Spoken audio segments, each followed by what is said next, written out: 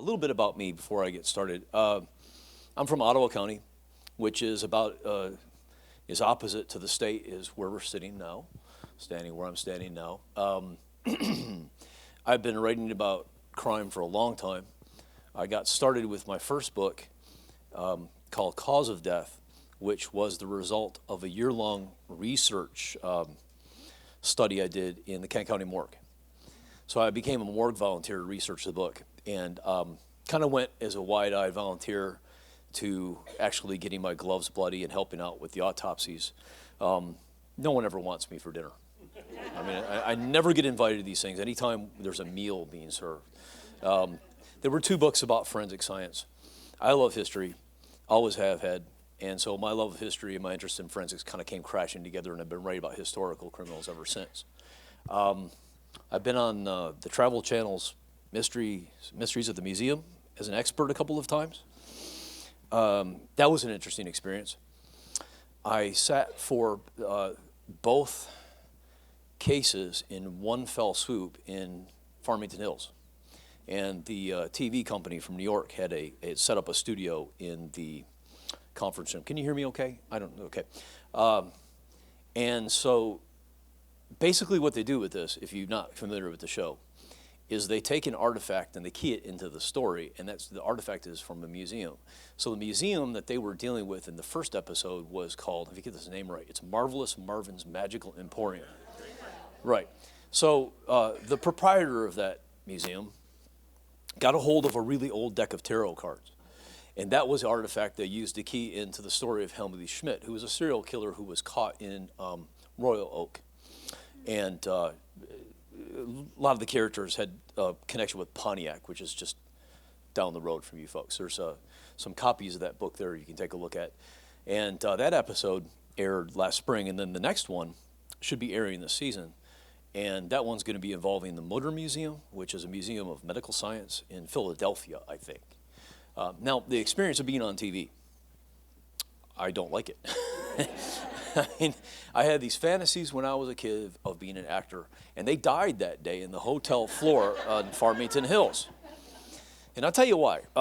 If you may have heard, the camera adds 15 pounds body weight. I don't worry about that too much. But what I did not know or did not realize is that the camera also takes inflection off of your voice, which means you sound flatter than you already do. Excuse me. Oops. I feel like I'm already monotone. So for 6.5 hours, I sat in that chair with a director. It was kind of a surreal experience. They were feeding me lines from my own books. It was wild. And they wanted me to over-emote. What does that mean? So instead of saying things like, she fed strychnine to her victims, it was, she fed strychnine to her victims. 6.5 hours of this. It's like a wet noodle when I was done with that. Exhausted. Exhausting. No more acting for me. That episode can be seen on YouTube now, and I look like I'm insane, frankly. But that's the way they wanted it to be. So, no, I tend to be more bookish and tend to not really like to kind of shy away from TV if I can help it. Now, I'm going to get started with this. Before I get started, though, an apology and a warning. The apology. When I gave this presentation in St. Clair last year, they were expecting her to show up. Cicely Vespers. You get me instead. The warning. Usually when I give this presentation, the audience is almost all female. All right? Gentlemen in the audience today, you are here at your own risk. The management is not responsible. Should you want to become the victim of some type of plot, women show up in my presentations and they ask some provocative questions. True story. I was giving a presentation in this area not long ago, different library. Older lady showed up with a gentleman, and she raised her hand, cutest thing. She said, so what you're saying is I can mix arsenic in coffee to mask the bitter taste. And he looked at her. His eyes got big, and he kind of stepped back. I gave a presentation over in the Decatur area, and I was asked how much, was it battery acid was lethal. You know, what would battery acid do to a person? You know, how would that work in coffee or tea? So guys, you might eye that cup a little differently when you leave tonight, but All right, I got my start of this topic. Now, this topic is that I'm going to talk to you tonight is going to kind of fit together several of my publications, several of the books, and some of the articles I've written for the Michigan History Magazine, which your library, I'm sure, can get a hold of. My research into this topic started with this page. This is a census record for the Detroit House of Corrections. The date is 1910. And I was looking for the bottom number, then the bottom name on the list, who is a serial killer. Some people consider to be one of the most prolific serial killers in U.S. history. Her name is Mary McKnight. I'm going to talk about her a little bit later on tonight. Now, I was looking for some basic information about Mary, age, place of origin. And what I realized when I came across this census document is that this document is inclusive of all long-term female inmates in the Detroit House of Corrections, which was the only facility for long-term female inmates in the state of Michigan. That was it.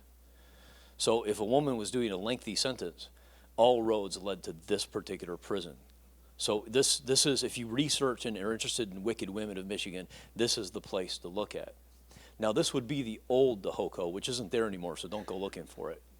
Okay, the new one was near Northville. There's a prison farm, and its buildings were built. Its cottages, the buildings for female inmates were called cottages, and they were designed by a Detroit architect by the name of Albert Kahn. Okay, and they didn't look like a prison. They didn't look like a prison. They functioned very much like college dormitory with an RA.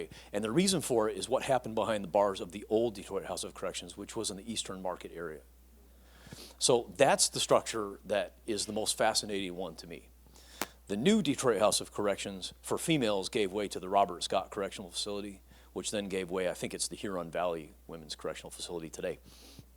Now, you're looking at a completely inclusive list. So this is it.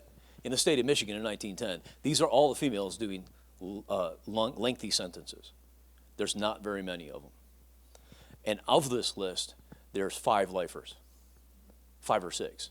The rest of them, most of the women on this list are doing sentences for things like prostitution, running a brothel, pulling a tap on Sunday, which was legal everywhere in Michigan at the time, or running a saloon without having paid the licensing fee, which in Detroit was called a blind pig, which was a big time no-no. You had drunken disorderlies.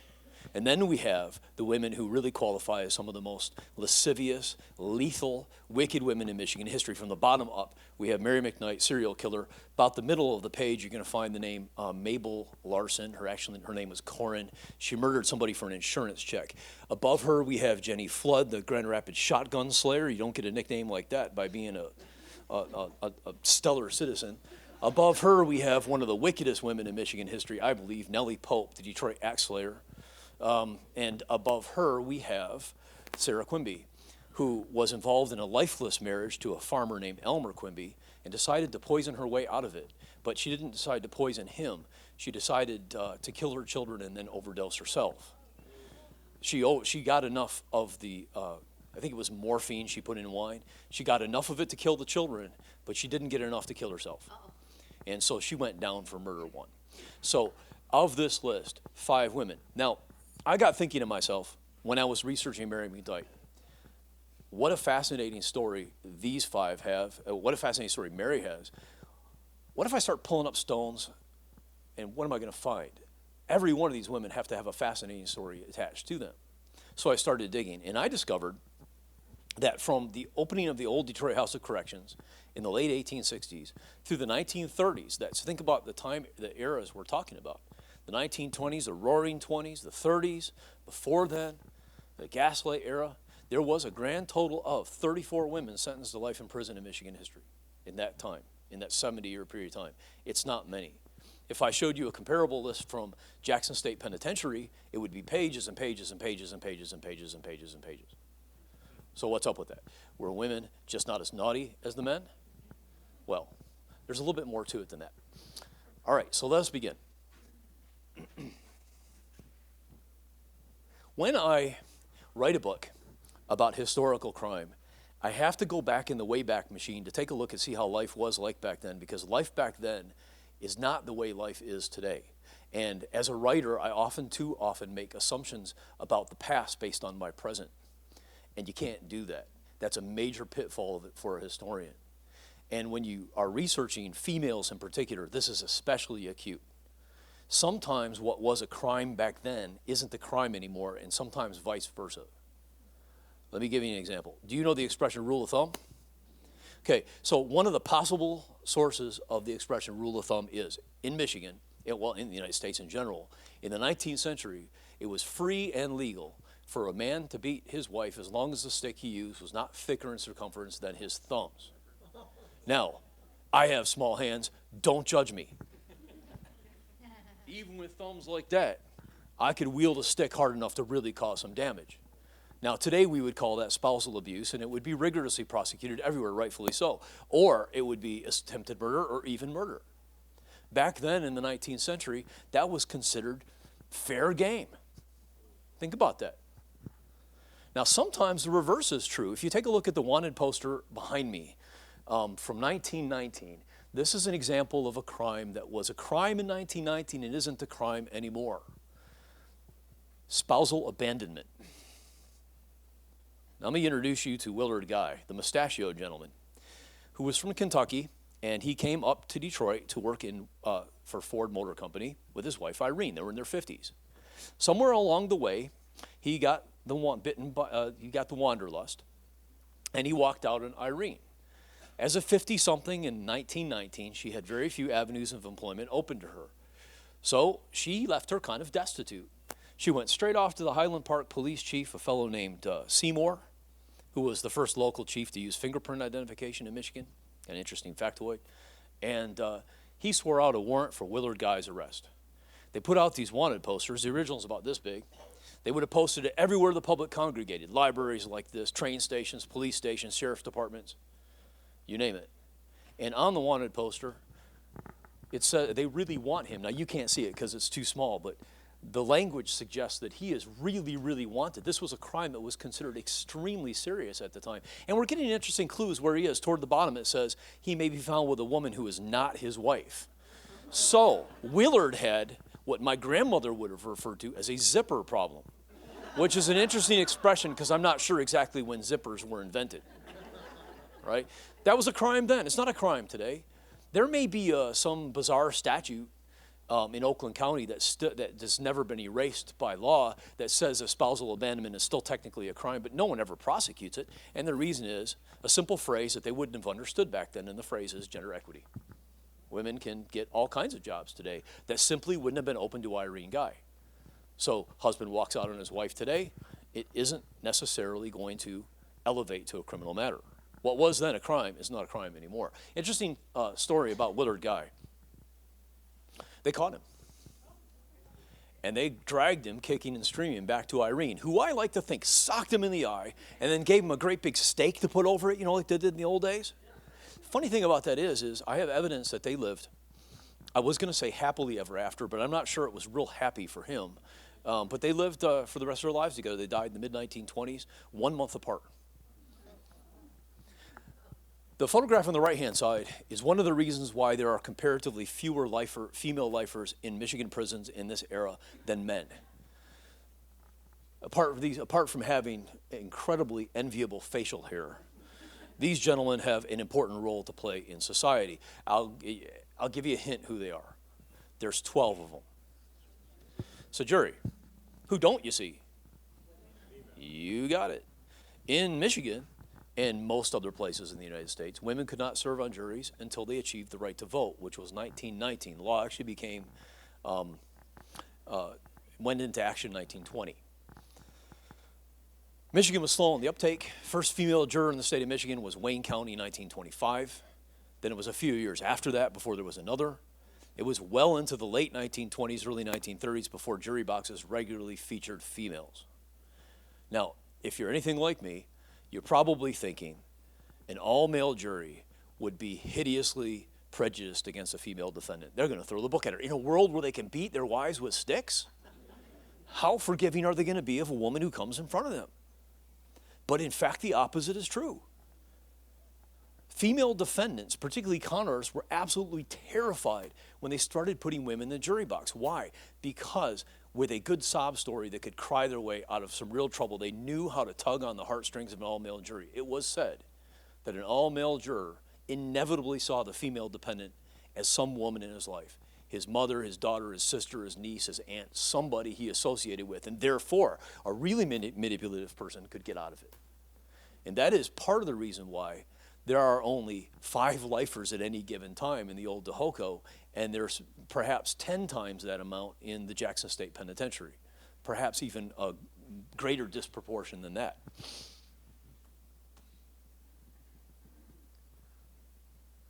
This is the Detroit Homicide Squad in 1910, how times have changed. There are only, 6 of them? The most interesting person in this particular discussion is the woman who is seated. Her name is Clara Langerink. Clara Langerink was the matron. When a female defendant came into the prison, Clara Langerink would have had to be present when she was questioned. Women and men were treated differently by the legal system in this regard. This is kind of interesting. Men were questioned in prison cells, out of the sight of the public. Why? Because the police didn't want the public to know what was going on in that cell, because their suspects walked in and limped out. They had some type of a close encounter with a truncheon or a rubber hose, right? They didn't treat women this way. No police officer would go behind closed doors with a woman. And if they did, they would had to have had her present. So what they did is when they interviewed female suspects, they did it in full view of the public. And what I mean by that is it was done in the police chief's office with Clara present and members of the press. The members of the press were not only allowed to sit in on the interviews, they were allowed to participate. They asked questions. They followed the stories. They loved to catch suspects in lies. And then they turned around and they printed transcripts of the stuff in the next day's newspaper. So for a researcher like me, this adds a layer to the historical record that would never be there for male suspects because they didn't have access to men that way. So if you're looking at a female inmate or a suspect who's been questioned by the police, there's chances are there's our newspaper article somewhere that has actual verbatim quotations from these public sessions. Note the camera had to hold your pose for a while. That is what they used to take mug shots. Now, if you look behind Clara in the back, you're going to see a cabinet that is full of mugshot cards. This is known as the Rogues Gallery. What they did is they took 2 photographs, mugshots, a frontal and a profile. And then what they did is on the back, they took a series of bodily measurements, 11 or 12, depending on which system, and they wrote them on the back of the card. Then they put them in what was known as the Rogues Gallery, which are these cabinets for future reference. Detroit's Rogues Gallery was a grand total of 3 cabinets. It wasn't very much. 1910, Detroit had yet to become a 1 million-person city, and the crime hadn't spread out to Oakland County yet. That would come in about 10 years' time. And that's kind of an interesting story in and of itself. The biggest Rogues Gallery in the United States, if not the world at the time, was the Chicago Police Department, seconded by the San Francisco Police Department. But Detroit, not so much. Now, I'm going to introduce you to the first wicked woman. And this takes a little bit of build-up, so bear with me. Her name was Ismay Martin, or Ismay for short, and she was a teenage con woman from Detroit. Ismay had an interesting M.O. She would go through the Detroit City Directory and she'd find somebody else from the upper class who had the same last name she did, some Martin. She would adopt that person and use that as her credibility, as her street cred, if you would. So Ismay, in 1897, goes to the Detroit City Directory and she finds the name of John T. Martin. She adopts him and she comes up to Grand Rapids, not far from where I live, and she tells everybody on Heritage Hill, where the upper class lives, that she is the daughter of John T. Martin. They will trust her because John T. Martin was the police superintendent of Detroit. So the police chief's daughter, the top cop's daughter, is not going to cause any trouble. So with her credibility established, Ismay went about selling life insurance policies that did not exist and bicycles that did not exist. It's actually kind of funny. If she was in the 20th century, Ismay would have been a fabulous saleswoman. She would have been an Uber saleswoman, but that would have been closed to her in 1897.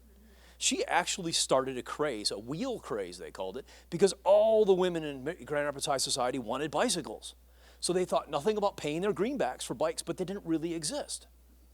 Now, John T. Martin heard about this, He hit the ceiling, and he sent a squad straight up to Grand Rapids to arrest her.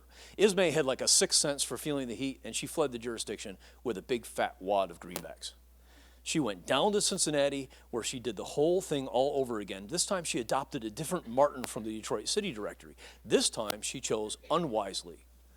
The Martin family she adopted as her relatives in Detroit were related to the people she was trying to defraud in Cincinnati. They exchanged letters, and Ismay's goose was cooked. She was arrested. She was taken over to the Cincinnati Police Department, where they attempted to take a mugshot. Now, among her other traits, she had some type of pathological fear of the camera and would not sit in the chair. The photographer said it was like trying to throw a cat in a hot bathtub. Ismay did not want to sit in that chair. He was afraid he was going to tear up his entire photographic studio. Finally, I don't know how he did it, he got her to sit in the chair. And remember, they had to hold a pose for a while. So when he said, "All right, Ismay, hold the pose," she did that. She made a clown face. She mugged for the mug shot, which made it unusable as an identification photograph. They didn't even bother to take the profile. Her photograph, her mugshot, went to the Library of Congress, where I tracked it down, and she went to Grand Rapids for the Great Bicycle Trial of 1897. She was tried, convicted, and sentenced to 7.5 years in the old Detroit House of Corrections, which was a really rough place because of somebody named Nellie Pope. Ismay's body weight plummeted. The warden, a guy named Nicholson, thought she was going to die behind bars, and they pushed for an early release. True to form, Ismay went straight up to Mackinac Island, you know, where there's a lot of rich tourists. But they caught her coming off the boat and drove her right back off the island. Burned everywhere, she decided to go straight. Now, this next line always gets a laugh from people down here. I don't quite understand it, but going straight for Ismay meant taking a job with the Detroit Free Press. So, see? So instead of making the news, she was reporting on it. Ismay died in the mid-1920s. She never had children. She never got married. And they ran a kind of a glowing obituary of her, but they failed to mention that her career as a con artist before she became a reporter.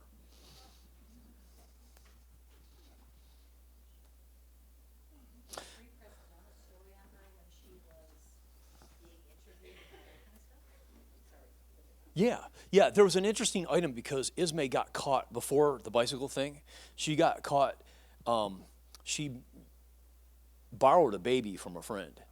And she went off to the train station and told the ticketing agent that she was didn't have means to get to Chicago, and she and her baby had to get to Chicago, and she cried her way into a free ticket, and she got caught. And they ran an article about that.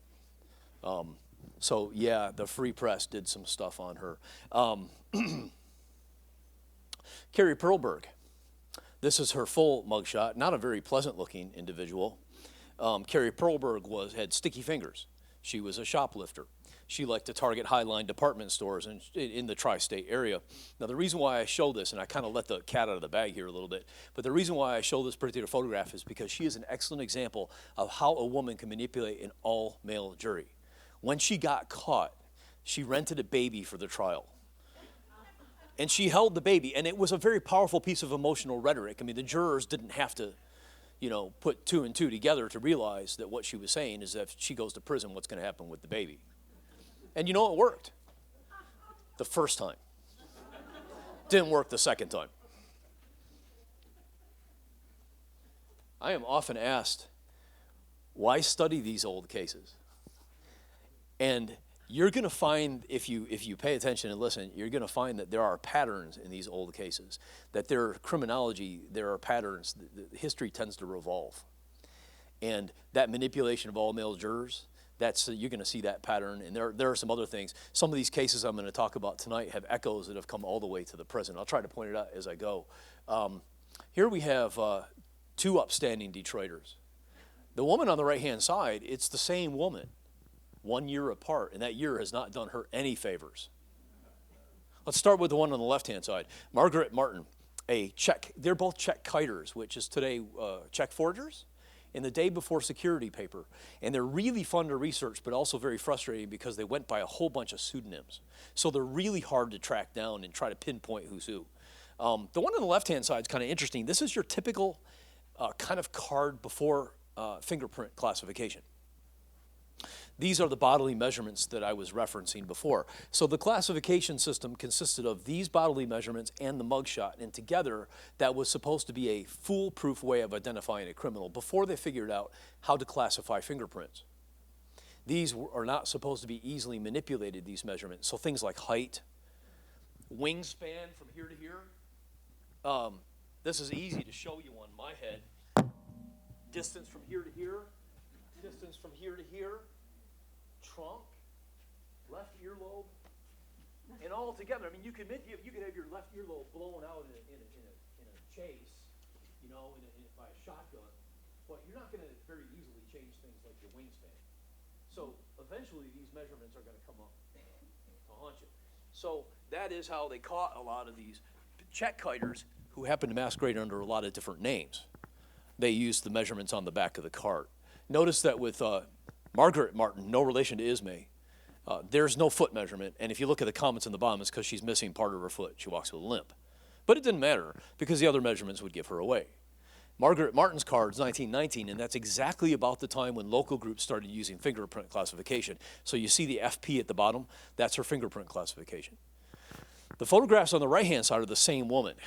She was Evelyn Winifred, her name was, and she was caught and run out of Michigan, and she started to forge checks in California. She was caught in 1915 in San Francisco, that's the bottom photograph, and then 1 year later in Oakland County, that's the top photograph. Notice she doesn't look the same. But if I flipped the other side and showed you the cards, identical measurements. Right, and that's how they caught her. Interesting note, that hat at the bottom, notice that today's mugshots, they don't ever show anybody in hats. Back then, they sometimes just see 3 of them. Profile, frontal, and frontal with hat. This hat is called Merry Widow's hat, and it's a small one. It was all the rage in the early 20th century to get these things as big as you possibly could get. I've seen them with stuffed parrots on them. How big did these things get? I don't know, absurdly big. So big that Detroit had to pass a city ordinance restricting the circumference of them to 8 feet.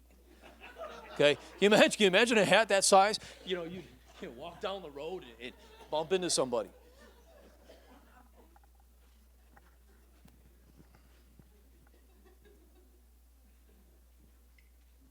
By the way, it's off on a tangent, but you'll find it interesting. Today, as I stand here speaking, medical examiners prefer fingerprint classification to DNA. Forget about what you see on TV. DNA is expensive, and DNA results from a laboratory take a long time to get back. Fingerprints are instantaneous. You just take the fingerprint of the corpse. And there's one instance in which DNA is absolutely useless. Identical twins. Now, I understand that we're on the cutting edge of being able to differentiate DNA of identical twins, but we're not quite there yet. So they have distinguishable fingerprints. And I know what you might be thinking. How often does that happen? I don't know, but I do know from personal experience how it happens. When I did my thing in the morgue, there was a case of 2 twins who were out snowmobiling in Antrim County. Gotta love Michigan. Everything on a hand. It's way up, yeah. Right? And they were drunk. Not smart, and they were going really fast. They can go over 100 miles an hour with these things. And the one twin couldn't make the turn, and he hit an oak tree. The collision ripped his helmet off, gave him a nice halo on the top of his head, but it didn't kill him. It just left him sprawled out in the middle of the snow. The snowmobile looked like someone had 2 giant hands and just twisted it. I mean, it's amazing the guy survived it. So for reasons known only to his twin brother, his twin left the forest. He packed up his snowmobile and he left. So the collision didn't kill this guy. So what happened? Well, it turns out he died of a concussion. Now, a first concussion generally won't kill somebody, but it can if it comes in conjunction with 2 other factors. One is alcohol in the system, and the other is hypothermia, which is accelerated by the alcohol. So this guy died in the snow. Now, the tragedy of this is if his twin brother had gotten him up and walked him around, or even just got him up, he'd have saved his life. But he didn't. He left. So the homicide detective, one nervous homicide detective, came into the morgue with the body that day because he had discovered on investigation 2 interesting and kind of disturbing facts. One, the dead twin had a criminal record. 2, both twins were in a long-standing feud over the same woman. So you can see how kinky this can get, right? He's thinking that, oh, well, maybe the bad twin with a criminal record got rid of his criminal record and got the girl by engineering the same accident. So how do you unkink that? You can't use DNA. You got to go to the fingerprints. Now, it turns out that the twin with the prison record had been fingerprinted, and it was a simple matter of fingerprinting the body, which can be done right there in the morgue, and comparing it to the record. Had they not had a fingerprint card, they would have had to go and dust a glass or something, because DNA would be unusable. And it turned out, it played out the way they said it did. The dead twin is who he was identified as being. The real mystery is why his twin brother left. And I don't know, maybe he was drunk. Maybe he was afraid of the consequences. Maybe he didn't even know of the accident. It seems a little odd to me even that you couldn't know, but this is the only interior photograph I've ever seen of the old Detroit House of Corrections. I've never seen another, and I've looked everywhere. This is the old cell block. I want you to pay attention to the high arch windows. This prison was built in the late 1860s before electricity, so they built it facing east so that the sundowners could come, the sun rays could come in the windows and flood the cell block and provide it with light. I think they made an error in judgment, though. This is Michigan. We don't get a lot of sun, all right? The cages, the cells, were built by a Detroit manufacturer who was a world-known expert in creating facilities for jails, and the name was E.T. Barnum. You can't make this stuff up. E.T. Barnum. Now, here's what the outside of the prison looked. You are now standing east looking west. Those see the high arch windows? Now, back when this prison was constructed, people were real fascinated by the morbid side of the world, but they didn't want to admit that it existed in their world. So what they did is they tried to cover up prisons and make them look like fashionable estates. This is a big prison, though. So they couldn't really do that, except they could put the trees in front, and you'd have to look really closely to see the bars. But the superintendent's residence, where Nicholson lived, who I mentioned earlier, looks just like a fashionable estate in Detroit. Looks like a mansion. And this is even more pronounced with county jails. If there's a county jail that's still in existence, it looks like a mansion. I'll show you an example of that in a minute. This is the only picture I've ever seen of the women together.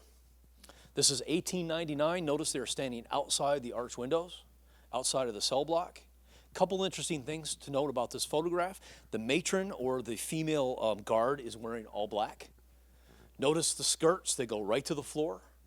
As typical of fashion at the time, ankles were not permitted to be seen. That was considered like a big no-no. Notice that black and white inmates are standing side by side. We're the only prison system in the United States at the time to integrate prisoners. Michigan is very progressive this way. I have photographs of Sing Sing Women's Division. White inmates were photographed, black inmates were photographed. They'd never mixed, right? Another interesting thing, the woman fourth from the right doesn't want to be photographed, and she's making a very naughty gesture that would be equivalent of the middle finger today. Do you see? And the other thing is behind the matron. I can't prove this because it's a grainy photograph, but I think that's Nellie Pope. And she was the one that made the place a terrible place, primarily. And there were others, but it was a rough place, and she's why. Now, when a woman was sentenced to prison in the state of Michigan, to life in prison, it was 20 years at hard labor. The sentence always read at hard labor. 20 years at hard labor, and then they had the possibility of parole. It's like they do in Europe today. It isn't like that in Michigan. We're not a death penalty state, never have been, right? But we are exceedingly difficult, hard on convicts today. Murder one is life in prison. Some people call it the never, never list. And unlike other places, there's no time off for good behavior. We're really rough on them, right? Back then, not so much. 20 years with the possibility of parole. But they did have to do their sentence at hard labor. Now, what that meant is they had to work at one of the prison industries, and this was designed to defray the cost of their upkeep. The two prison industries that kept the Detroit House of Corrections running were putting cane backs on chairs and carding buttons, which is what they're doing here. Used to be, and I don't buy a lot of buttons, but it used to be that you could buy buttons that were sewn onto cards. You They didn't make the buttons, they just carded them. So that's what they're doing. If you look at the left-hand side of the photograph, you're going to see the boxes of buttons. And here they are, and they're carding them. And again, the artist did a pretty nice job of showing that the inmates are integrated. I've never seen a photograph any place, anywhere of them actually doing their labor inside. This is the next best thing I could find. Matron.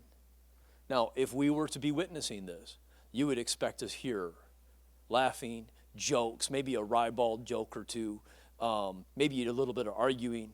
You'd hear rumor mongering, but in fact, all that you would be hearing is the shuffling of buttons on the table, almost like miniature poker chips. And the reason for that is the women were ordered to follow a silence rule. They could not talk. If they broke the rule, they went straight to solitary confinement. They went to the hole for talking, okay? At all times, meal times, everything. They all had experienced the hole because for long-term female inmates, the very first week they spent in the prison was in solitary confinement. I'm not quite sure why. I think it's because they wanted to, it's a preemptive punishment. This is what's going to happen to you if you break the rules. All right, you won't find this anyplace else. This is information that I can't tell you how many hours labor it took me to put this together. These are the 34 women that were sentenced to life in prison from the late 1860s through the late 1920s to early 1930s. And I'm not going to go through all of these because I'll become a crime statistic. And you'll run me right out of town or you'll fall asleep when I'm doing this. So I'm just going to hit the highlights for you. And then I will kind of focus on some of the nastier cases. For this particular page, now how I've set this list up: name of the offender, dates in prison, not ages. I had an audience member ask me one time whether Arvella Smith was only 12 years old when she committed a crime. And no, that's what happened to her when she was paroled. What happened? Paroled, died, paroled, PRD is pardoned, and then what the crime was. If I was your teacher, well, I am your teacher, I'd be giving you an assignment right now, and I would be asking you to identify any possible common traits that you see in these cases. And one should pop right out at you. And it goes right back to my warning to the gentleman in the audience tonight. Notice how they're doing it. Yeah. Also notice the years in prison. Life sentence in Michigan was 20 years with the possibility of parole. There are very few women on this list who even went 20. And in some cases, it's ridiculously small. Elizabeth Vanderhoof, Berrien County, pardoned, 4 years. Murdered her husband. Now, Rosa Schweistall. I don't have a photograph to show you. I wish I did. Rosa in 1869 was living in Detroit with her brother when she fell head over heels in love with a German immigrant by the name of Nicholas Schweistall. On Monday, Rosa agreed to accept Nicholas' proposal in marriage, and they set the following Sabbath as the marriage date. Sadly, tragically, unexpectedly, on Wednesday, Rosa's brother passed away. Rosa buried him and, undeterred, walked down the aisle with Nicholas on Sunday and became Rosa Schweistall. Unfortunately for Nicholas, after he said "I do," he started to hear whispers that the brother was not a brother but a husband. Started an investigation. Rosa was taken to the police station for an interrogation. They found massive amounts of arsenic in her possession, and she admitted everything. Cold, calm, collected, she said, "I did it, I killed him. I poisoned him." She didn't offer an example. She didn't offer a reason why, other than the fact that she did. So here's what happened. Rosa was married to husband number one on Monday when she agreed to another man's marriage proposal. She systematically poisoned husband number one. He passed away on Wednesday. She buried the body in just enough time to marry husband number two. That's what you call efficiency. And it gets better. Strychnine kills in hours. Arsenic, if it's done properly, anybody taking notes? It has to be handled in doses. All right? And eventually what will happen is a lethal dose will build up and it will paralyze. It'll shut down the brainstem and it will be lights out. So in all reality, she started poisoning husband number one on Monday. As soon as she accepted the proposal, by Wednesday, she had fed him enough food that was spiked to have killed him. Now, Rosa wound up being an absolute icon in the Detroit House of Corrections. They called her the mother of the house. She was older than the other inmates, mothered them, and kind of a matronly character. And she was so beloved that when she died, and I believe it was Christmas Day, doesn't state on there, when she died, Nicholson, the superintendent, had a funeral for her right in the cell block, which was unheard of at the time. Now, it is a little bit hard for me to condemn her entirely. Do you remember what I was saying about a man could beat a woman with a stick? What happens if she's married to a sadist? Or somebody who likes that stick a lot, has a bad day, goes to the stick, right? What's she to do? She can't divorce. I mean, there was divorce at the time, but I understand that a woman who obtained a divorce was considered a pariah in her community. People looked at her like, what's wrong with you? You can't, satisfy your man. Totally unfair, but that was the way people saw it. So she can't get a divorce. What's she going to do? Next time he goes with a stick, he might kill her. So she turns to one of the old steadies, arsenic or strychnine. Doesn't necessarily justify it, doesn't necessarily make it right, but it does certainly explain why you see so much husband murder on here. And keep in mind, these are the lifers. In all reality, the husband murderers, this is just the tip of the iceberg. How many of those husband murderers did the 12 men in the jury box give a lesser sentence to because they knew darn well what she was suffering through? It's really interesting. I call this chemical divorce. And you'll find that of the 34 cases, I'd have to go back and look, but I bet you 11 or 12 of them are chemical divorce. Amanda Simmons. This is not so funny. Amanda Simmons committed what a lot of people consider to be the worst crime in Allegan County history when she led her 3 children to the Kalamazoo River and drowned them one by one and laid out the bodies one next to each other. We never had a capital punishment since Michigan's been a state. The last person legally hanged was before Michigan became Michigan territory. But so she almost got lynched. People were really upset about this. So she went off to the Detroit House of Corrections. One thing that an all-male jury would never excuse would be a crime against a child. It was just considered the ultimate betrayal at the time of what a woman's place was supposed to be. So she went to the Detroit House of Corrections for life and died 8 years later. Now, if you remember when I started the talk about how some of these cases have echoes to the present, if you pay a lot of attention to crimes, then you probably know the name Susan Smith. And maybe you even thought about that when I was talking about this. She drove her kids into a river or a lake and killed them, right? Now, at the time, one of the theories was that she was suffering from postpartum depression, which is a real thing. It's a real bad thing. It can be very, very serious. Now, I have heard subsequently that Susan Smith had a boyfriend and she wanted to get rid of the kids, and that was, I don't know. I don't know why she did what she did.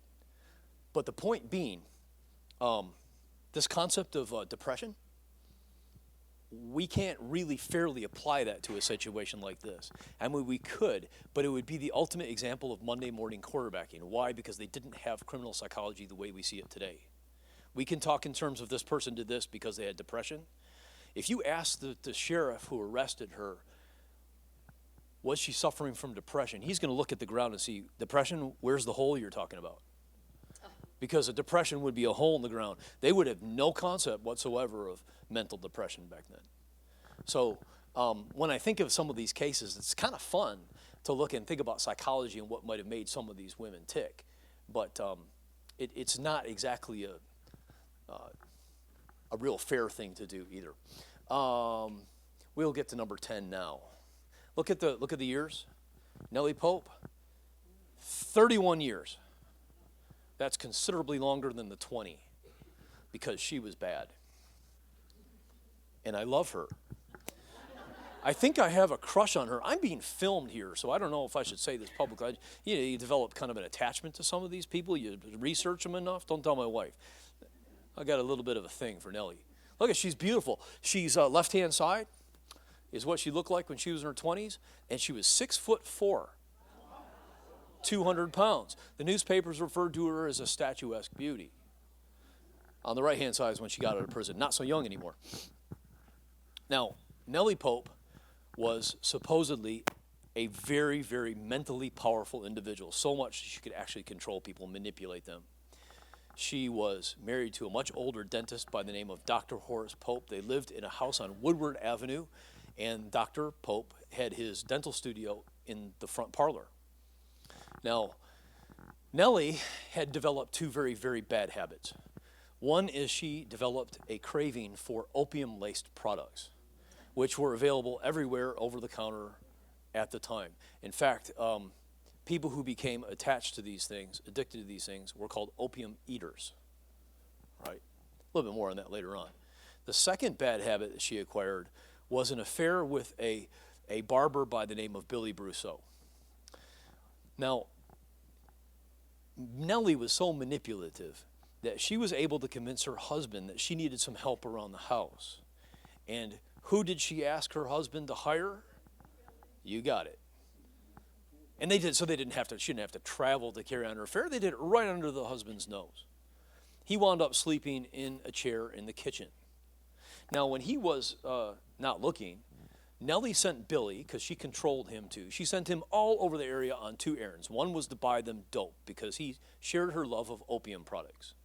The second was to take out ever larger life insurance policies in the good dentist's name. You know what's coming next, don't you? You're right. Dark and rainy night. Billy tiptoed behind the dentist and hit him in the back of the head as he slept in the chair with an axe, so hard it scalped him. Then Billy made his fatal error. He's high at the time, wasn't thinking straight. He took the axe and he set it next to the chair and ran off and grabbed a cop. Now that was part of the plan. Find the nearest constable. He told the constable that the dentist had caught him in flagrante delicto with his wife and took a shot at him. He had an axe in his hand at the time. He had no choice but to defend himself. He hit the dentist in the front, and he's afraid he killed him. The police come, and they find the axe. Now, the dentist is bald in the front of his head, but he's got hair in the back of his head, and on the axe blade is blood and hair. That was all the evidence the police needed to prove that he had hit him in the back of the head. They took him off, sweated out a confession, I'm sure with a rubber hose. He went through several renditions of the stories. Actually interesting reading because he was going through the DTs at the same time. He would do anything for his drugs. And finally he fessed up and he said, yeah, I did it. I did it, and I did it, and Nellie was in the room, and she watched it, and I did it because she wanted me to. Then came the life insurance policies. And that was all the motive the prosecutor needed. So they both went to trial for murder. And Nellie, when her trial took place, she had a young daughter by the name of Bernice. She didn't rent a baby, but she taught Bernice how to cry on cue. So that when there's a particular piece of testimony, Bernice starts crying about her mama going behind bars, maybe the all-male jury will let her off the hook. They didn't. They sentenced both to life in prison. Nellie Pope becomes an absolute terror in prison. Unlike Rosa Schweisdahl, she terrorizes the other inmates. She beats them up. She refuses to follow the silence law rule. She goes several stints in solitary confinement. She sees ghosts. At one point, Nicholson was so fed up with her ghost stories, he said, if you're seeing ghosts, it's because you deserve to.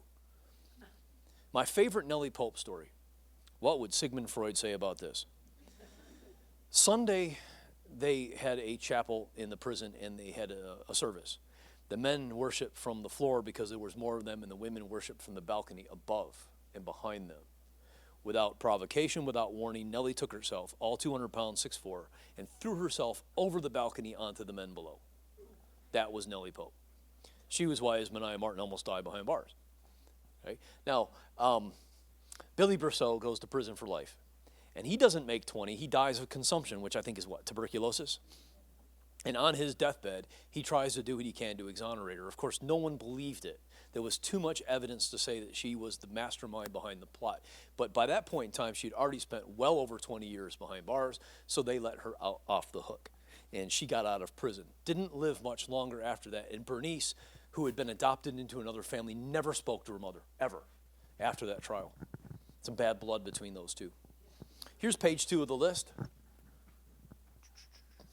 Talked about Sarah Quimby a little bit. I will talk about 13. Notice the EX behind Caroline Collins. Now, you get a list of 34 women. It is, if you ask prisoners, they'll all tell you they're innocent. But it stands to reason that mathematically, one of them might actually be. The one in this list is Caroline Collins. She's kind of a victim of number 13. When the story about Mary McKnight and strychnine poisoning started to make the newspapers, any woman who had been associated with a man who had died suddenly became a suspect, and they started exhuming graves. They exhumed a grave of a guy named George Leckman, who was rumored to be in a relationship with Caroline Collins, extramarital affair. And when they sent the stomach to Dr. Victor Vaughn here in Ann Arbor, who was an expert in this type of thing, they found trace amounts of strychnine, but it wasn't enough to kill him. But the presence of the strychnine was enough to cause the jury to assume that she had poisoned him, threw her in jail. But the strychnine didn't kill him. So the court reviewed the case, and it exonerated her. So how did the strychnine get there? One of two possibilities. A, embalmers used this stuff in their embalming fluid. B, people took strychnine, believe it or not, in small doses as that era's version of Valium. It was an antidepressant medicine in small doses. So, Martha Steele, she was jealous of her husband's attention to his daughter, her stepdaughter, so she pulled out the girl's tongue and poured muriatic acid down her throat.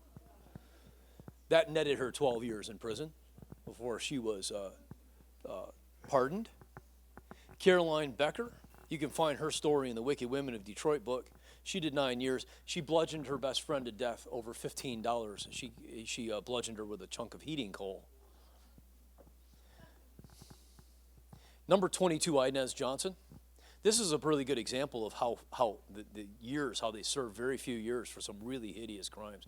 To my mind, number 22 is one of the worst crimes on this entire page. In fact, in this entire list, she enabled a gang rape, and then they dragged the girl, the victim, to the woods and strangled her to death. And that got her what? 8 years? 8 years. So some of these sentences are really ridiculously narrow. Here we go. The Michigan Borgia. I know I'm a friend of a family member, and no one seems to know where there's a good photograph of her. Mary McKnight. I'm often asked when I give this talk, who's the wickedest woman in Michigan history? I offer you Mary McKnight, although there are a couple. I think Nellie Pope is quite an interesting individual too. So she is a serial poisoner, and the way to think of her is as a Angel of Mercy style serial killer. You know, nurses who kill? And they're hard to get it. Their motive changes. Sometimes they kill for money. Sometimes they kill for pleasure. Sometimes they just like the power. It just depends. 1903, she is twice widowed, living off the life insurance policies of both husbands. She lost not one, not two, not three, but all 5 of her own children. She's living in the family farmhouse alongside her mother, who's also a widow, her adult brother John, his wife Gertrude, and their daughter baby Ruth. Now John and Gertrude are living in that family farmhouse only long enough until they can build their own. This is Springfield Township, which is it's in Kalkaska County, not far from Fife Lake, so south of Grand Traverse Bay. Now, John and Gertrude, one April day, went to work on the farmhouse, and they left baby Ruth in the tender, loving hands of dear Aunt Mary. When they came back for lunch, the baby had died in the upstairs bedroom, supposedly of crib death, which is what we would call SIDS today. Gertrude is unconsolable, as you might understand. John doesn't know what to do, so he decides that he's going to go to nearby Fife Lake to buy a coffin for his baby, and he leaves his wife in the tender, loving care of his sister Mary. The death records indicate that John returned an hour later, and his wife was dead. She died in the same bed her baby did, an hour after. It was known that Mary McKnight gave her a foot bath, and I think you can ingest strychnine through your feet. And I'm almost certain that's how she got it into her system. Of course, no one knew that at the time. The mother and the child go 6 feet under in the Springfield Township Cemetery. 10 days later, John is eating a meal served to him by his dear sister Mary, and he has crippling stomach pain. Goes up to the same bedroom, the same bed, in fact, where both He lost both his wife and his child. This time, the Murphy matriarch is afraid there's a biblical curse on the family. Literally. Very religious family, Irish Catholics. She runs to a nearby farm run by a childhood friend of John's named Battenfield. Joe Battenfield races over to that second-story bedroom, and he witnesses something he's never seen before. Joe is bent backward so severely that his head is on the bed and his feet are on the floor, and he could pass his arm underneath his spine. His lips roll back in what looks like kind of a weird grin. His eyes roll back, and he dies. Now, this is a Irish family. They perform a wake, and 2 different keenings is what they're called. And as the only male left standing, Battenfield is asked to dress the body in its mourning clothes. And he remarks, I think the expression he used was, the body was stiff as a board. Now, usually a body is flaccid for an hour and a half before rigor mortis sets in, but there are some conditions that will cause that flaccidity stage to be skipped and the body to be stiff. One is a seizure event, and the other one is the presence of heavy metal poisoning, like strychnine. Nonetheless, John is buried next to his wife and his child. Now, there is a triggering event, which I won't go into the details. It's kind of complicated. You can check out the book if you want. An investigation starts. They dig up all 3 bodies. They take the stomachs out. They're sent to Ann Arbor for analysis. And Dr. Vaughn's analysis reveals that there's enough strychnine in the stomach to have killed an elephant. This was not there by the embalming fluid. Mary is arrested. She's taken to a birdcage type cell where she confesses to having poisoned all 3 of them with strychnine. Also, she kept saying over and over and over again, I never meant to harm them, which, as odd as it's going to sound, I actually believe. Now, when the prosecutor was preparing his case, he started to pull back the layers of Mary's biography, and he discovered that she was, everywhere she went, every step she took, she left a trail of bodies. Most of them children. And they came up with a list of 14 possible victims. In my research, I found pretty conclusive evidence that she poisoned 11. I couldn't find evidence for the other 3. That, in my research, indicates she poisoned both husbands, but I do not believe she poisoned her own children. However, when you have a serial poisoner as prolific as Mary McKnight, you have to ask the question, did she? Here's the bird cage style cell. I've only seen 2 of them. This one's in the Kalkaska Historical Society Museum in the train station in Kalkaska. I believe this to be the one that Mary was in. Kind of odd to see a round prison cell.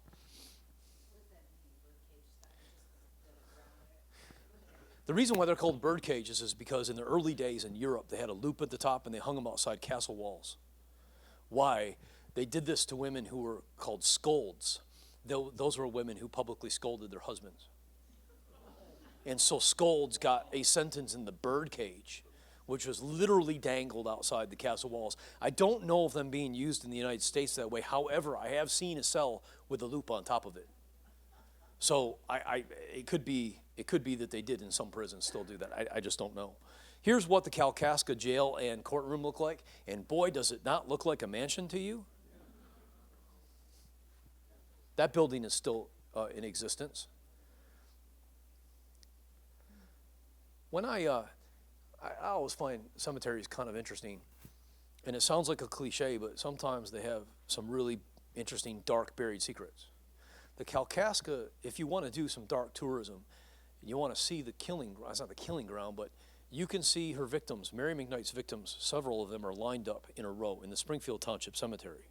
The first one is 19-year-old Sarah Murphy, who was her sister, who died after, it's a terrible story. She was telling her sister that she was engaged to be married, and she was so excited, and Mary spiked her tea with strychnine. Next to her is John Murphy. Next to John Murphy is Gertrude Murphy. And what you don't see is a tombstone for Ruth Murphy. And this is where the buried secret comes in. Do you know where Ruth Murphy is buried? In her mother's arms, which was very common at the time. I do think it's somewhat uncommon, however, that there's no indication on the surface that she's there. You have to go to look at the sexton's records to find evidence that she's actually there. I did it. She's there. But you just wouldn't know from the tombstone. So actually there's 4 right next to each other. Interesting artifact. I know a relative of the family, a lineal descendant. And when I was writing the book, she was going through some family papers and she found the Undertaker's bill and kindly let me publish it in my book. It's interesting because the Undertaker, first of all, in a small town like Fife Lake, is also the grocery store and the feed store and the pharmacy and just about everything else. The other thing interesting about this is the bill for all three because they died in close proximity to one another. And the prices are fascinating too.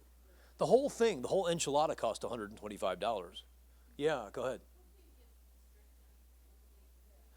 A great question. And I was going to go over this, but I probably won't have time. And that's a very provocative question too. Where they got strychnine. Michigan was first a lumbering state.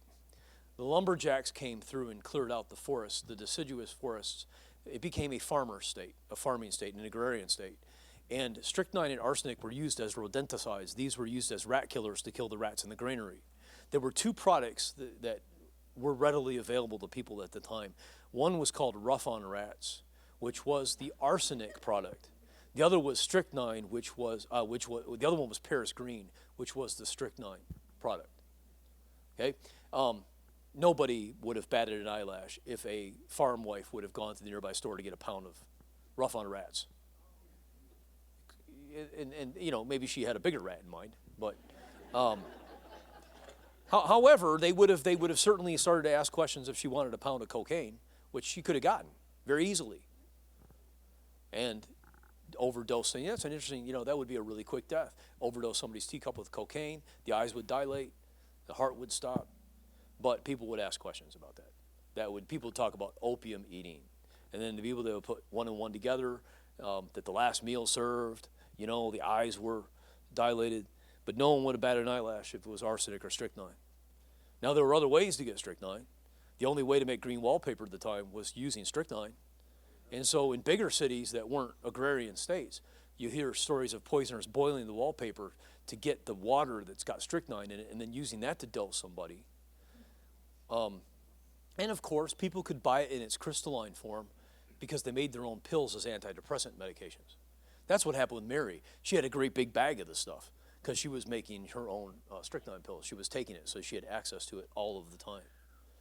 The thing about strychnine, that is, arsenic, now where I'm on this topic, arsenic, if somebody wanted to kill and get away with it, would be the preferred method because a person who dies from arsenic poisoning displays the same type of symptoms as people who have influenza, which killed people at the time. Also, a bunch of other things. You name it.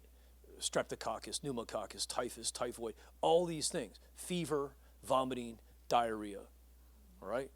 Strychnine, when it causes the brainstem, it causes the central nervous system to go haywire when it goes to work on the brainstem, and that manifests itself in this wishbone effect. It can't be confused for anything else. So somebody who really wants to kill and get away with it is not going to use strychnine. Right? It's just a dead giveaway. There's a pun for you, right? Yeah. I'm sorry? I'm not familiar with that. Rat poison. A blood thinner. Yeah. So I was going to tell you about strychnine is. Why in the world, though? You see the list behind me. You see the word strychnine. Well, not this, the list. You see the word strychnine come up again and again and again. Why? Now, to be fair, a person who dies of tetanus will wishbone like that.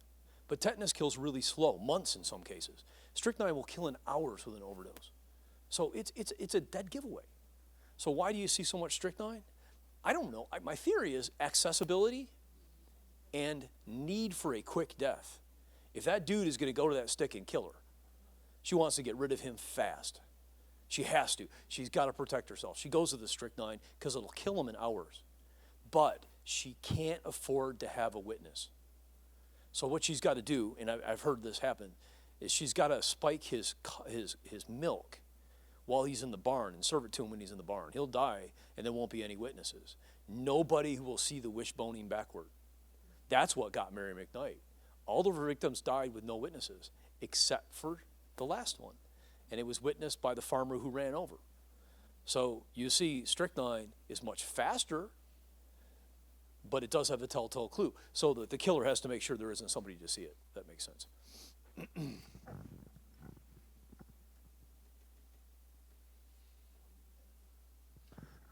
They tell you in teaching school to have more material than you need, and I've got tons of it. But I've been talking for well over an hour already, and I wanted to have a little time to answer questions and have you take a look at books. So I'm just going to go over a few other things, and then we'll say fare thee well. Do you know what a sociopath is? I read an estimate someplace that 1 out of every 25 people is a sociopath. I couldn't believe it when I yeah, isn't that something? That means that there'll be a few in this room. So I'll be one. All right. Now to be fair, because I really freak somebody out about this when saying this, you know, it's a spectrum, right? So you have mild sociopath might just appear to be sort of antisocial. They're not all serial killers, right? So it's misleading, but the numbers are there, I guess. Now I look at her, and she looks like a sociopath. And based on what I understand about her, her behavior was kind of like something with the eyes. Isn't that creepy looking expression? I mean, yeah. So she lived in a fantasy world.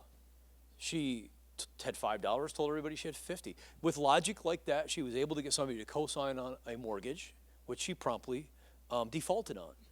Her creditor had her thrown out of the house, had the locks changed, and so she vowed to get even. She stalked his neighborhood and waited for his 6-year-old son to go out on his velocipede, his little red tricycle, and then she snatched him, took him down to a swamp on the edge of Detroit, stuffed his mouth full of sod, stomped on his forehead a few times with a high-heeled shoe, which left some circular imprints the police didn't understand at first, and then she strangled him to death.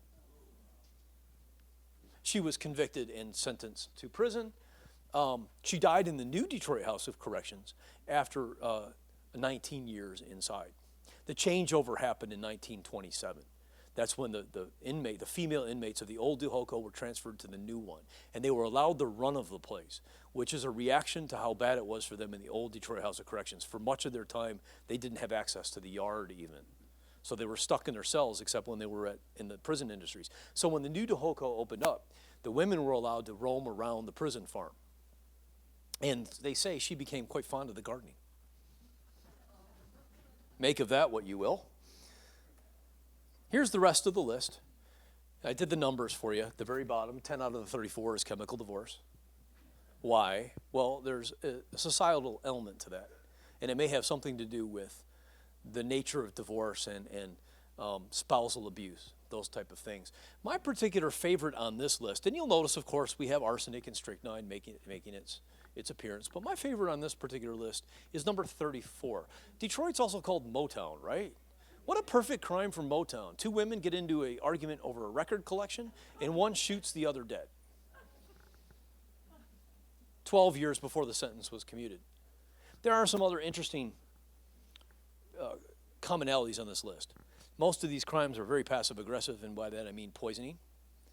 You'll find very few gunshot murders on this list of these 34. You don't find too many edged weapons. The one woman beat the other to get to death with a chunk of heating coal, but that's kind of a rarity too. Nellie Pope ordered her husband's death by axe, but she didn't actually swing the axe herself. So most of these are poisoning. Oh, look at Euphemia Mondich. Look at the years she spent behind prison. I think my math, 34 years, and I think I have a photograph of her in here someplace. I do. I'll tell you about her. Detroit, she's really a serial wife, more than a serial killer. The Detroit Free Press said she was married 18 times, but that's not right. She was married 6. She had a husband named Mondich, and she took a lover by the name of Yodorovich. This is going to sound like a Seussian type of tongue twister. She got Yodorovich to bump off Mondich, and then Yodorovich disappeared.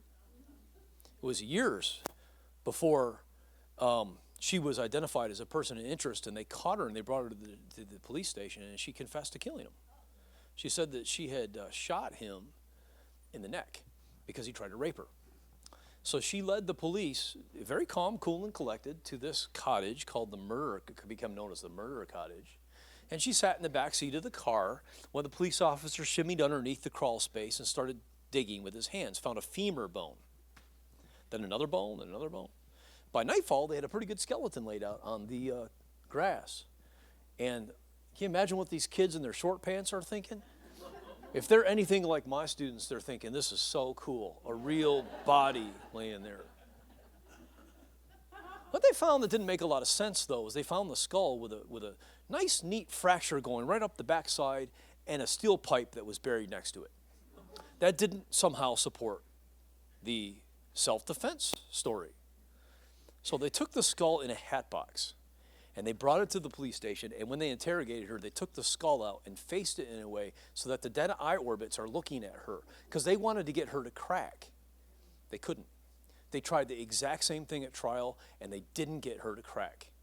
She was sentenced to life, and she died behind bars after 37 years in. Now, my favorite Euphemia Mondich story is this. The day of her sentencing, 2 of her ex-husbands showed up to trial to say goodbye. They weren't allowed to embrace her, so they shook her hand. As the story goes, the 2 went out into the corridor and shook each other's hand for having survived her.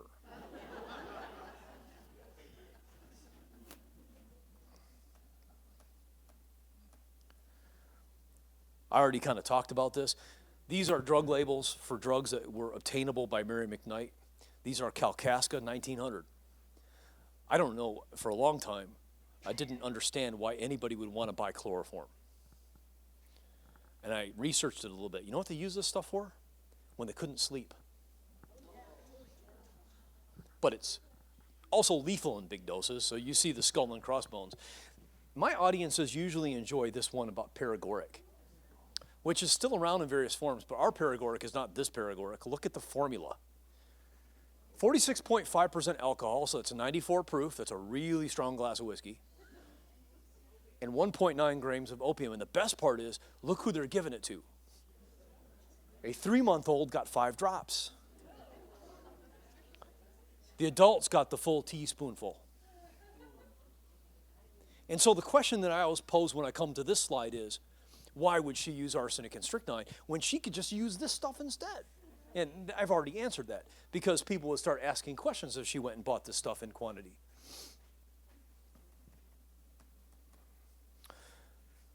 I won't go too far into this one, although you in this area might find this to be one of the most fascinating cases. This is in Wicked Women of Detroit. I think she has an excellent case for being one of the state's most wicked citizens. A con artist from New York who grew up on the mean streets of New York in a place I think it was called Tenderloin. And she was taught by her stepmother to purse snatch, and she was given a quota as a child. She wound up married to a bank robber, and together they pulled off one of the biggest heists in that city's history, and they were caught and they were sentenced and spent some time in Sing Sing. When she got out, she decided that she had enough of New York City, had enough of her husband, and she came to Detroit, where she promptly set up a criminal empire that involved all kinds of thieves and fences and you name it. And her undoing in Detroit came down to 3 very expensive gold pocket watches. The Detroit police had infiltrated her network with a mole, and the mole was a female who was really a very early example of an undercover detective, and these 2 hated each other. When they arrested Sophie Lyons, the mole and Sophie Lyons, Teresa, her name was, Teresa Lewis, literally went at it in the streets. They fought it out at a train platform. They fought it out in the street. The last time, Sophie Lyons wrestled Teresa Lewis to the ground and kicked her so unmercilessly, she wound up in the hospital. She died not long after that. And the case against Sophie Lyons died too. So she left Detroit. She was sick of Detroit. And she decided, she had a new boyfriend at the time. I think guy's name was Burke. And what they did is they conned people on ocean-going vessels going back and forth from Europe. They like to steal stuff. Supposedly she had a pair of high heels with a hinged heel where she could hide the jewelry and keep it out of the eyes of customs. Now, in the 1920s, Sophie had what might be called a coming to Jesus moment. She wrote a book called Crime Does Not Pay, which of course it did for her. And she came into Michigan, back to Detroit, where she invested in real estate. Supposedly she owned several blocks of land in downtown Detroit. And she now ran a real estate empire, which was considered kind of a pioneer for a woman to run her own real estate empire that way. and then she started to give back to the community. Sophie had a soft spot for prisoners, particularly male prisoners who had children that they could no longer support. And she gave all kinds of charity. She had this kind of a interesting idea. She bought a whole bunch of old trolley cars, and she was going to use them as a park for these kids in Detroit so they could crawl around and play on them, which is really a brilliant idea. It never came to fruition. She died before she had the chance. But Nellie was, in her youth, very beautiful woman, I think, was a real piece of work. Like Nellie Pope, Sophie was an opium eater, addicted to these substances, and she was an expert at playing the badger game. Keep in mind, respectable men didn't go behind closed doors with women. But she used her sex appeal to lure them into a hotel room, and then once she got him there, she threatened to cry rape unless he paid her. They called that the badger game. And his reputation would be completely ruined if he didn't go along with the game. So she was a real piece of work, but she had this complete turnaround when she came to Detroit the second time. Interesting enough, when she died, she left an Aladdin's cave of jewelry and some safe deposit boxes, including 3 very expensive gold watches. It's a really interesting story.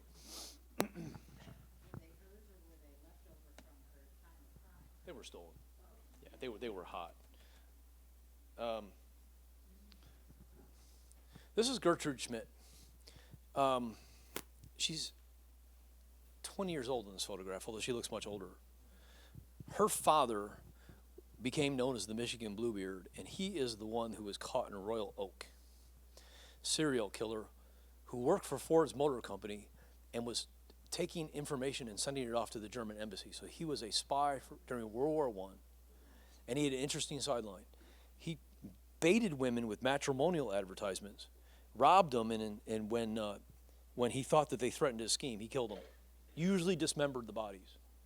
His last victim disappeared in Royal Oak, and they only found pieces of her. So in prison, he started to confess to a whole string of things, and he asked for a break to have lunch, and he killed himself in a cell.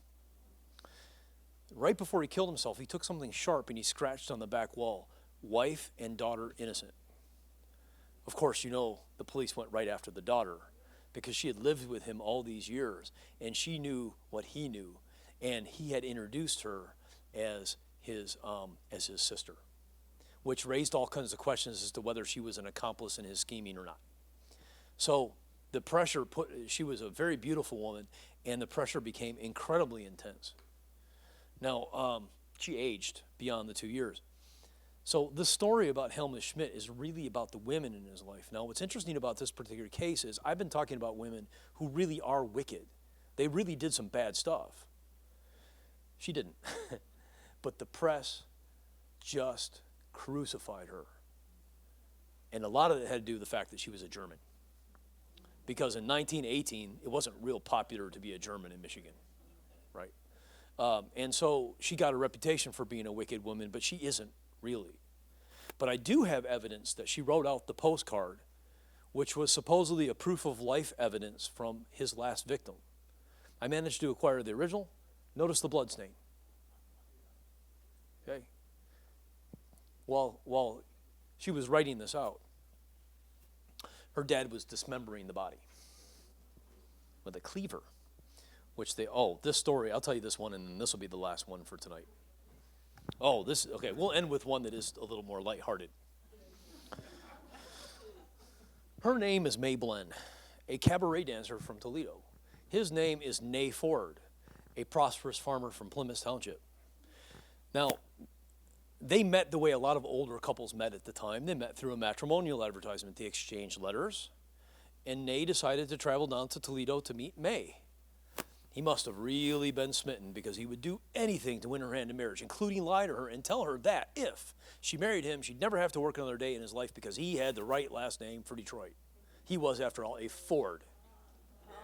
There are a lot of Fords down here, and they're not all related to Henry Ford, okay? But she didn't know that, and he knew she didn't know that, and he thought she had a little bit of a gold digger in her, which she did.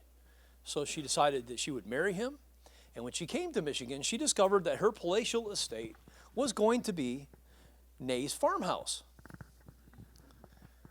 So she got really angry, and when she wasn't busy visiting speakeasies, 1920s, she hatched a plot to get rid of him. She met in downtown Detroit with a hitman by the name of Kansas City Ed. I can't make this stuff up. She gave 2 things to Kansas City Ed. The marriage photograph, notice the compliments of it at the bottom right-hand side. This was so Kansas City Ed could identify his mark. Second thing, a map of his, hand-drawn map of his milking barn. She told Ed that Nay was deaf in one ear, and that if he tiptoed behind him when he was at the milking machine, he could brain him and Nay would never know what hit him. May told Ed that not after he killed him, she wanted him to pull out all of his teeth with the pliers. Talk about angst. Then she was to take the body to another barn and torch the whole thing. She had it planned right down to the most minute detail, except for one fact. One thing she didn't plan on. Kansas City Ed was actually Ed Kunath, Detective Ed Kunath of the Detroit Homicide Squad. It turns out that she had, drunks and babies tell the truth. She liked to brag about her exploits when she was at the speakeasies, and somehow she must have talked about getting even with this dude, and he caught wind of it. He went to the police. Ed Kunath was stationed behind the wall, and Ed Kunath played the role of Kansas City Ed, and he had stationed 2 other detectives behind the wall to overhear it because he knew that she would deny trying to say that. And with the 2 people behind the wall, there was no way she could deny having plotted her husband's death. So she goes to trial for conspiracy to commit murder. It's an all-male jury. All right? The defense attorney makes an argument that is a winner with the all-male jury. He tells the jury, he convinces the jury that she can't be guilty of an overt act by merely talking about killing her husband. If merely killing her husband was an overt act, lots of women would be in prison. All right? That was a winner with the jury. In order to be guilty of conspiracy to commit murder in Michigan law, you have to have committed an overt act. So what would have been an overt act? Paying him. And in fact, he did, and Kunath knew this. He asked for payment right there on the spot, and she forgot to bring the envelope of money. So they agreed to meet the next day where she was going to pay him, and Kunath had her arrested before the money exchanged hands. Well, these Roaring '20s era cops there's a book in that. They're really interesting, kind of a crooked bunch, So she beats the rap, and she leaves court triumphant in her 20s era turban. However, she stabbed right after this and spent the rest of her days in an Indianapolis lunatic asylum. That is the abortive love story of May and Nay. Now, I have a couple other things for you. This is my latest book, number 11, to be followed by number 12. I'll show you a little bit about that. There I am. Now, I'm on camera today, so I have to tell you that as a public employee, I've never actually been in prison. This is an old historical cell, so my record is clean, I assure you. If you would like to talk crime sometime, please drop me an email here. I'd be happy to hear from you. Positive word of mouth is my very best advertisement, so if you like what you heard, please tell your librarian folks about this. I have lots of presentations of this nature, and I'd love to come back. If you didn't like what you heard, don't say anything to anybody. Now, a couple other things, and then I'll take whatever questions you might have. So my next book, which I am in the process of editing right now, is called The Lonely Hearts Killers. It is about Beck and Fernandez. This is a very famous case. They were tried and executed in New York, but they were caught for a double homicide in Michigan. No one knows about the crime in Michigan because the prosecutor made a deal with them. He would not have them extradited to New York if they told every crime they committed across the country. What he didn't tell them is that the exact same time this crime was taking place, the Michigan legislature was debating the Warner Betts electric chair bill. And what the prosecutor had in mind is that they would be the first victims in it. The electric chair bill failed by a few votes. He went back on his word. They were extradited to New York and tried. And of course, the Michigan crimes didn't really come up because it was a New York trial for a New York victim.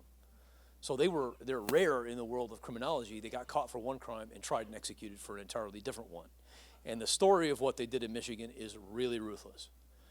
Martha Beck, on the left-hand side, would be one of Michigan's wickeder women, even though she wasn't from Michigan. She was from Florida. Now, they did make a movie on this. You know who starred as Martha Beck? You'll never guess. Salma Hayek. Just take a good look at Martha Beck.